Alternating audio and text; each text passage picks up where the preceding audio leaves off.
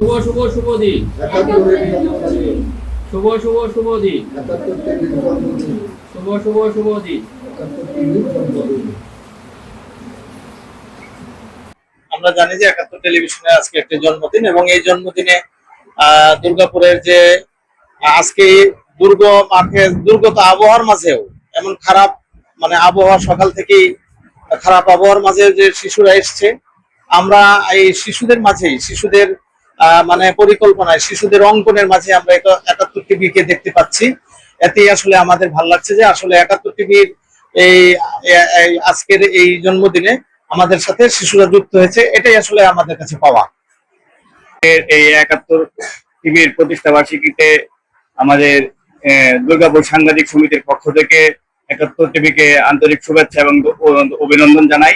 এই ৭১ টিভির মাধ্যমে আমাদের এই দুর্গাপুরে অসংখ্য মানবিক কাজ হচ্ছে। ৭১ টিভিতে বিভিন্ন মানবিক প্রচারের মাধ্যমে আমাদের অসহায় গরিব অনেকেই তারা ভালোভাবে জীবনযাপন করতে পারছে। আমি ৭১ টিভির সাফল্য কামনা করি এবং সামনের দিনে আরো ৭১ টিভি সুন্দর মানবিক বিভিন্ন কার্যক্রম প্রচারের মাধ্যমে অনেক মানুষ উপকৃত হবে, সেই প্রত্যাশা মনে করি।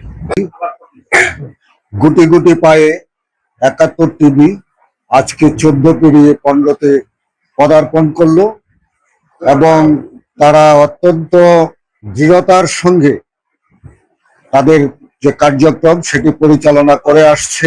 সেজন্য আমার পক্ষ থেকে ৭১ টিভিকে আন্তরিক অভিনন্দন শুভেচ্ছা জানাচ্ছি।